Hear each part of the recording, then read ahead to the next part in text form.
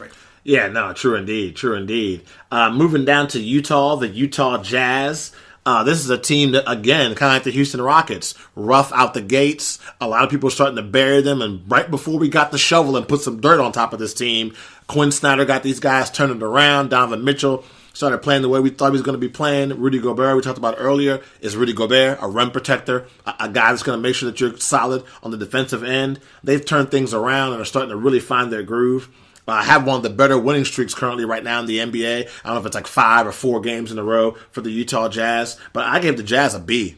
Yeah, I'm with you 100%. I give them a B+, and yes, they have. They've won 5 games in a row. They've won some tough games. They're in 8th spot in the Western Conference. I mean, we looking at a team that clearly, made some moves last year in the playoffs, and we kind of were just expecting them to be right back there. Clearly, during the regular season, they struggled for a little bit, but like you said, they're hitting on all cylinders right now, and they're balling. So, it's fun and exciting to watch them going. So, clearly, we'll see what happens with the Spider and what he can do. And Rudy Gobert, I mentioned Rudy Gobert already. He's one of my guys that I'm really big on right now with the points and rebounds that he's putting up. It's crazy.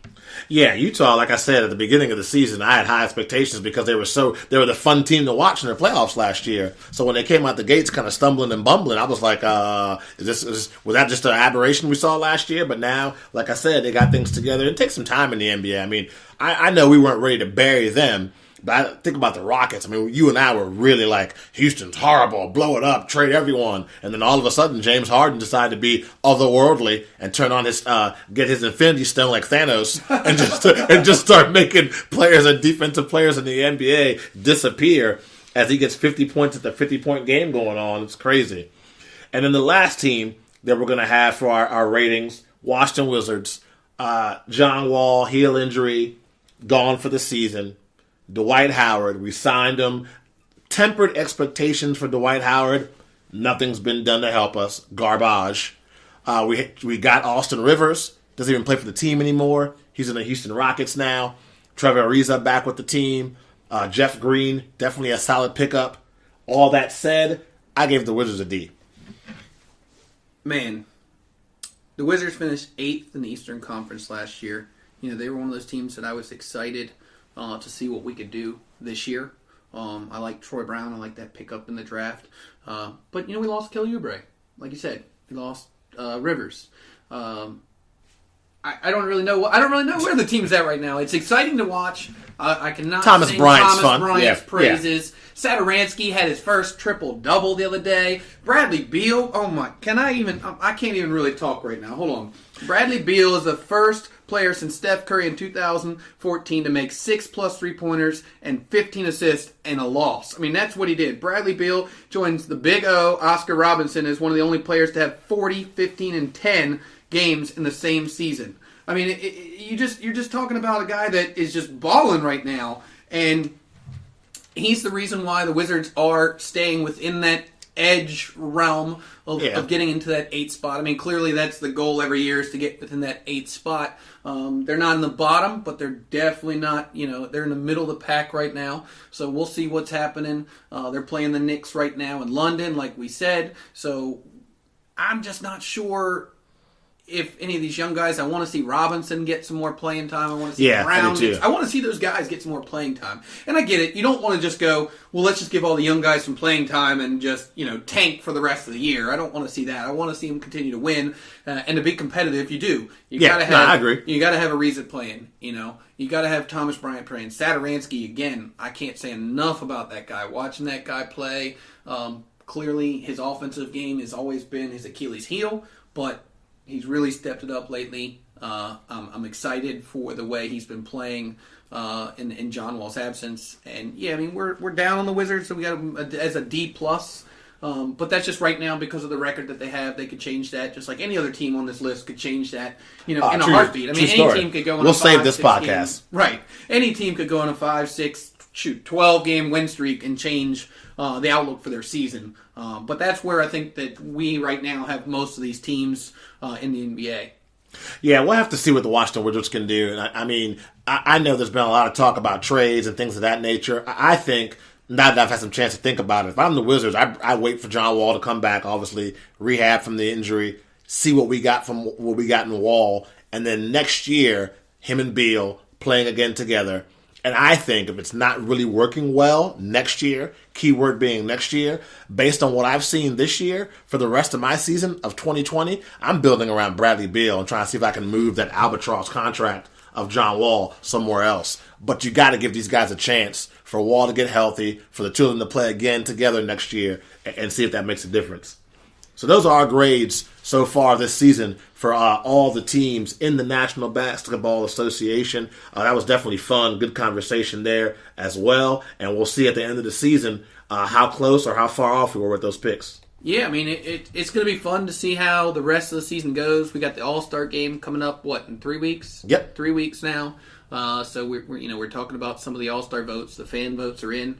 I know you mentioned earlier you had checked that out a little bit. I believe they had Derrick Rose up there. I mean, it's a fan vote. We know that. Yep. But, you got Luka Doncic up there as one of the tops in the fan votes. And I understand why. Of course. I just think there's some players that I don't necessarily believe deserve it just because of their tenure in the league, but there's some players that I believe are just playing a lot better than some of those guys. And it's not a knock on either one of them, because Luka Doncic is by far my favorite rookie of the year. The astronomical historical numbers that he's putting up right now is awesome. And to see that he could be the reason why Dennis Smith Jr. is gone, because they play better without him on the court. Well, it's not even that. It's just I think they see that Luka with the ball in his hand. Really, the vision that he has, the way that he gets all the other players involved.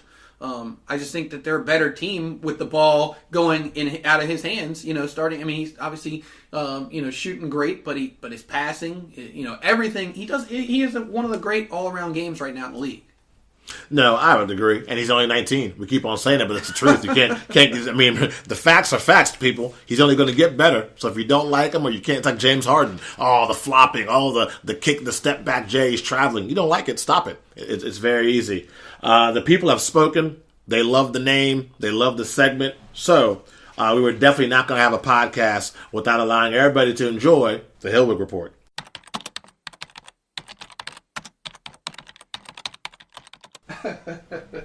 All right, man. Yeah, I mean, the Hillwig Report, man. There's some stuff going on right now in the NBA. Some teams that I really like. I like what the Hornets are doing. They beat the Spurs and Tony Parker's return. I mean, that was big. They're 8th in the Eastern Conference. The Jazz, man. The Jazz. They've won. They've won 4 in a row. The Pistons, Lakers, Blazers. They're back in the top 8 in the Western Conference. So that's definitely a team. The Pelicans and the Pistons, I'm down on right now, man. The Pistons, man, 2-8 in their last 10. They lost to the Hawks, the Hornets, the Magic, the Jazz.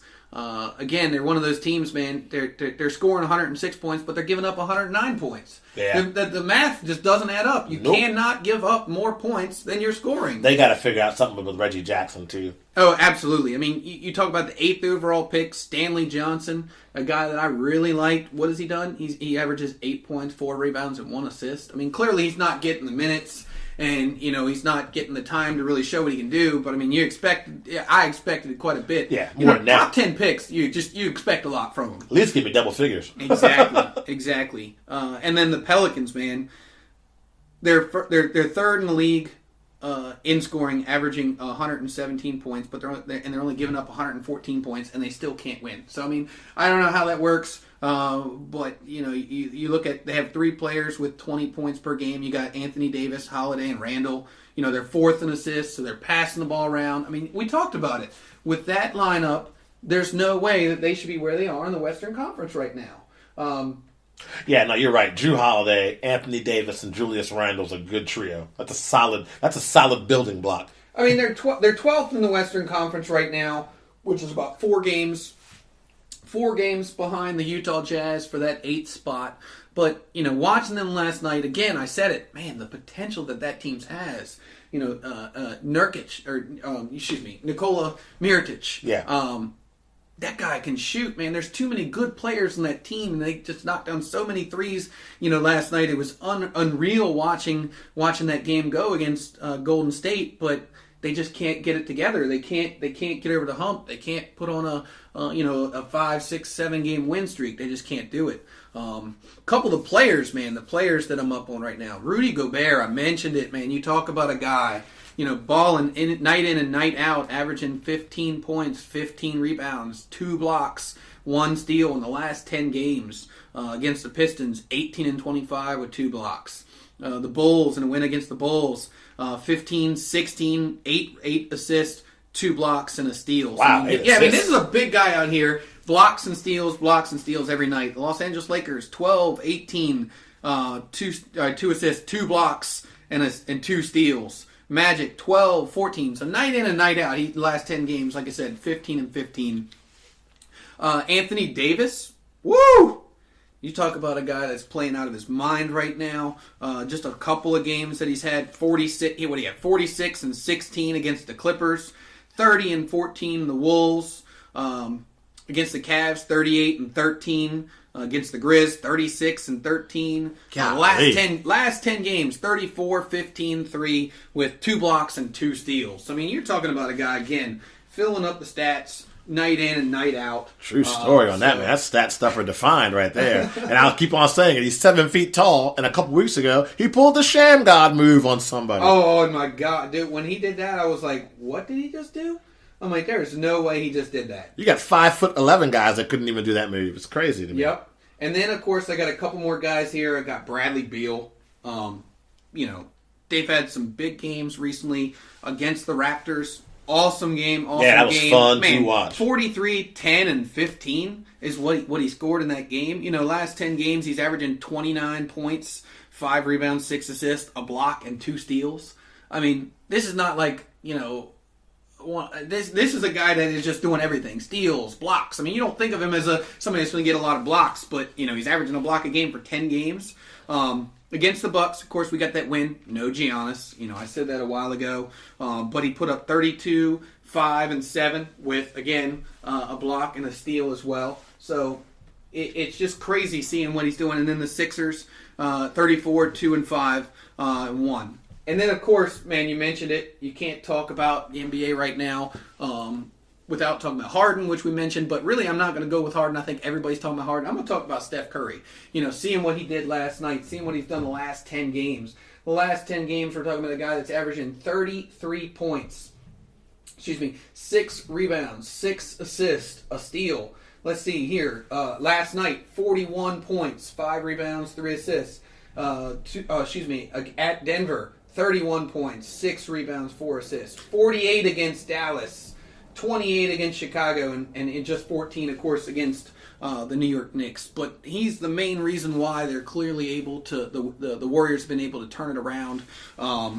Just a couple of things that I found about, of course, Steph Curry. You look at 30 to 35 foot 3-point shots. Curry is shooting 54%. 54%. The NBA average for that, 22%. I mean, that's way behind the 3-point line.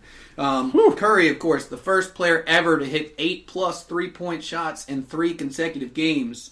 We talked about it, of course, in the Pelicans game. The Pelicans at the Warriors, 43 made threes, most ever combined. We're talking about Curry scoring 23 points in the third quarter, 4 3-pointers in the last 3 minutes. So this guy is balling out of control, exciting to watch. And, once we get Boogie Cousins back, that team's going to be crazy. So that's the Hillwig Report. Those are the guys that I think are doing well and the teams that, I'm looking at and watching. And, thanks a lot for hyping it up. I appreciate it. I like the Hillwig no Report, doubts, man.